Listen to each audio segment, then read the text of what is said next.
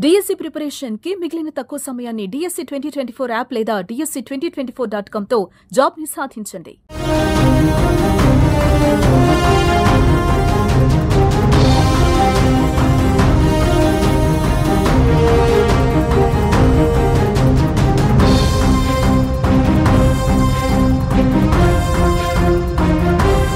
సరిహద్దు గ్రామాల్లో భారత సరిహద్దు రాష్ట్రాల్లో రాష్ట్రాల్లోని గ్రామాల్లో ఉత్కంఠ పరిస్థితులు కొనసాగుతున్నాయి.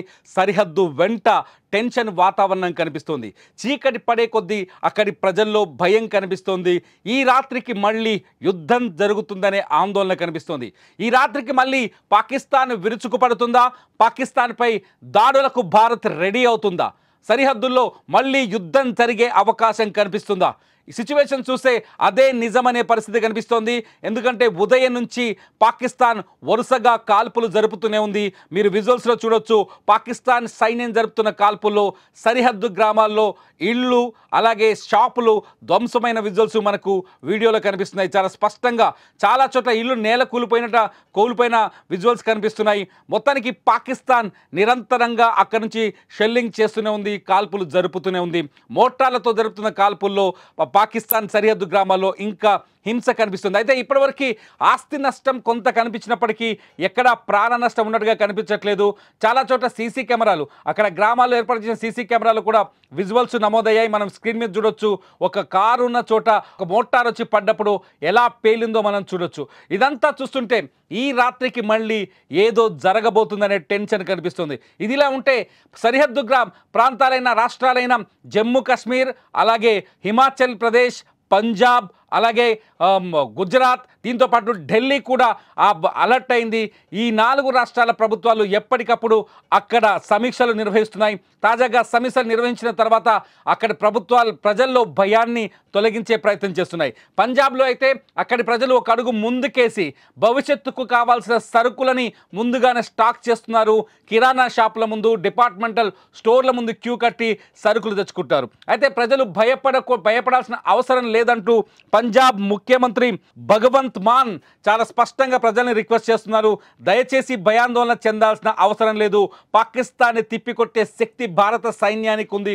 రాత్రే గగనతలంలో అది కళ్ళారా అందరికీ కనిపించింది. దయచేసి దుకాణాల ముందు క్యూ కట్టి సరుకుల్ని బ్లాక్ మార్కెట్లకు తీసుకెళ్ళకూడదంటూ అక్కడి ప్రజల్ని వేడుకుంటున్నారు. ఒకసారి భగవంత్ మాన్ ఏం మాట్లాడారో ఒకసారి చూద్దాం.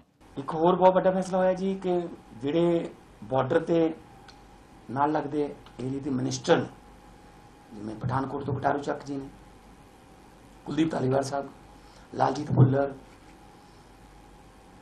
जिन्ने भी साडे बॉर्डर एरिया दे मिनिस्टर ने, वो परमानेंटली ते नाल उन्हां दे नाल एक मिनिस्टर होर भी इस गल वास्ते ये मेक श्योर करने वास्ते कि कोई स्टोरेज जब ब्लैक मार्केट नहीं ना शुरू हो जाए कि मैं तुहाडे जरिए कहना भी चाहना आम पंजाब के लोगों को, कोई तेल की घाट नहीं पंजाब च, कोई डीजल पेट्रोल ते पंपां ते लाइन लाउण दी लोड़ नहीं. ఇటు హిమాచల్ ప్రదేశ్లో కూడా అదే పరిస్థితి కనిపిస్తుంది.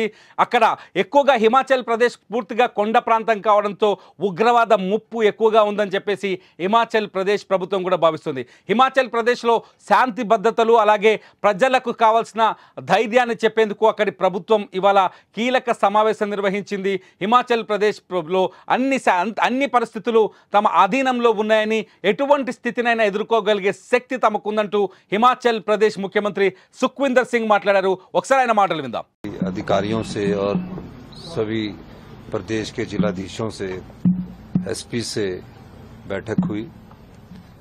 पिछले कल जो घटना पठानकोट के में जो पाकिस्तान द्वारा अटैक किया गया था, उसके संदर्भ में हमारे 2 सब डिवीजन इंदौरा और नूरपुर लगते थे. उस सिलसिले में उनके एसपी से मेरी बात हुई है और स्पेशल इंस्ट्रक्शन जारी किए गए हैं कि जैसे ही पठानकोट के एरिया में कोई सायरन बजता है तो एडजॉइनिंग एरिया के ब्लैकआउट आप भी कर दीजिए, ताकि हिमाचल प्रदेश की जनता को कोई नुकसान ना हो.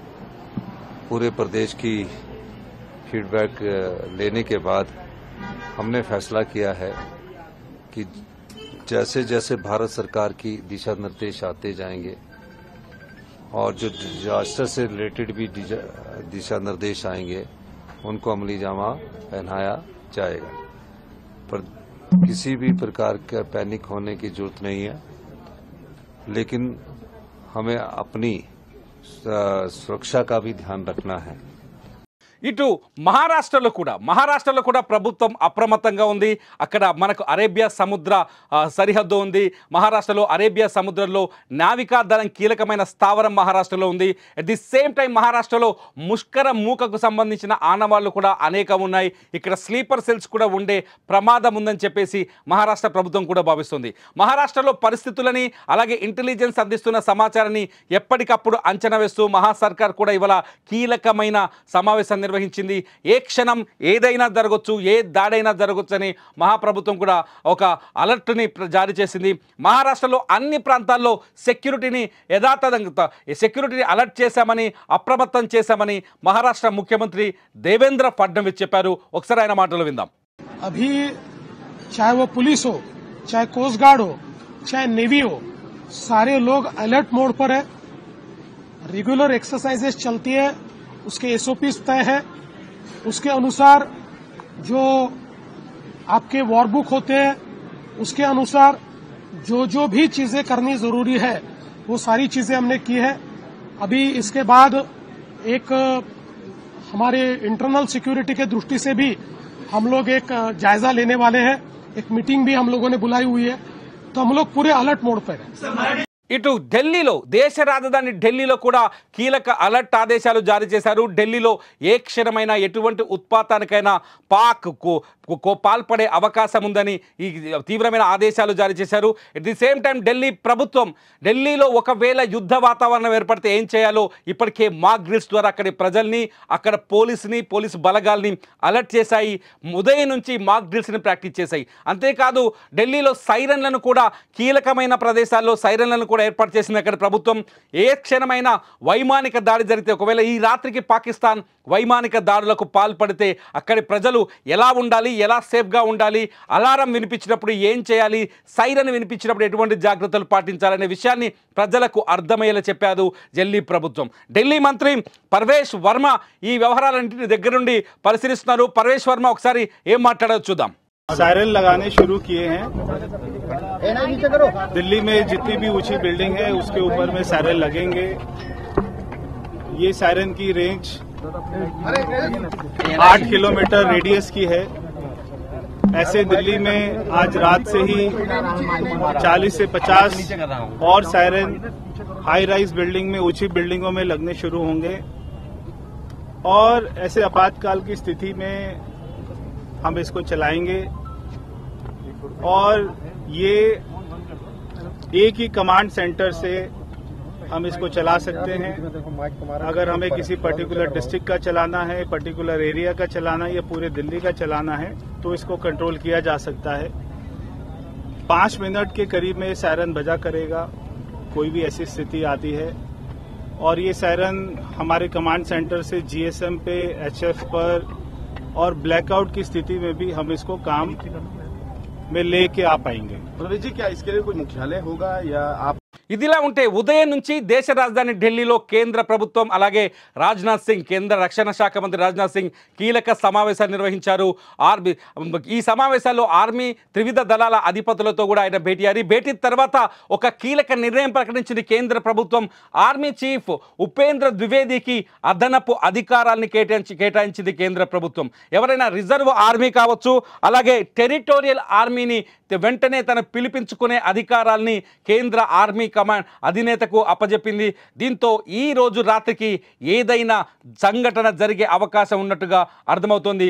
ఇటు ఏ క్షణమైనా పాకిస్తాన్ ఏ విధంగానైనా భారత్పై దాడికి కుట్ర పన్నే ఛాన్స్ ఉందంటూ ప్రభుత్వం అలర్ట్గా ఉంది। అటు దేశ సరిహద్దు గుండా, ఇటు అంతర్జాతీయ సరిహద్దుతో పాటు అటు పీఓకే కాశ్మీర్కి పీఓకేకి మధ్యలో ఉన్న ఎల్ఓసి మధ్య కూడా తీవ్రమైన భారీ అలర్ట్ను ప్రకటించారు। ఏ క్షణం ఏం జరిగినా కాల్పులకు తెగబడుతున్నారు। ఎవరైనా చొరబాటుదారులు అక్రమంగా భారత బార్డర్లకు చొచ్చుకొస్తే కాల్చిపడేయమనే ఆదేశాలు కూడా ఇప్పటికే జారీ చేశారు। ఇవాళ ఉదయం నుంచి 7 ఉగ్రవాదుల్ని కాల్చేసింది ఆర్మీ। కశ్మీర్లో జరిగింది. కశ్మీర్లో పూంచ్ సెక్టార్ వైపు దూసుకొచ్చిన 7 సాంబా జిల్లాలో 7 ఉగ్రవాదులు సైన్యం అండతో, పాకిస్తాన్ సైన్యం అండతో భారత భూభాగంలోకి చొచ్చుకొచ్చే ప్రయత్నం చేశారు.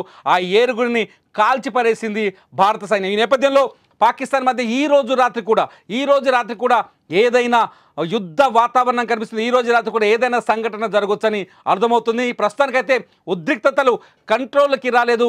ఏ క్షణమైనా ఏ దేశమైనా, ఇరు దేశాల్లో భారత్ కావచ్చు పాకిస్తాన్ కావచ్చు, గగనతలంలో వైమానిక దాడికి పాల్పడే అవకాశం ఉంది. లేదంటే డ్రోన్లతో మళ్ళీ ఒకరిపైన ఒకరు బాంబులు వేసుకునే అవకాశం కనిపిస్తుంది. ఇటు పాకిస్తాన్ని ధీటుగా ఎదుర్కొనేందుకు భారత్ రాడార్ వ్యవస్థ సిద్ధంగా ఉంది. ఒక్క డ్రోన్ కూడా భారత భూభాగం మీద పడకుండా అడ్డుకునే శక్తితో ఉంది. ఇప్పటికే 3 పాకిస్తాన్ యుద్ధ విమానాల్ని నేలమట్టం చేసింది. ఇటు బార్డర్ సరిహద్దు వెంట కాల్పుల్ని కూడా ధీటుగా తిప్పికొడుతోంది. ఈ రాత్రికి యుద్ధం జరిగితే అందరూ అలర్ట్గా ఉండాలని సూచిస్తోంది కేంద్ర ప్రభుత్వం. సో యుద్ధ వాతావరణంలో మీరు ఎలా ఉంటారు, మీ తోటి వారికి ఎలా సలహాలు ఇస్తారు, ఈ వీడియో కింద కామెంట్ చేయండి. చూస్తూనే ఉండండి సుమన్ టీవీ.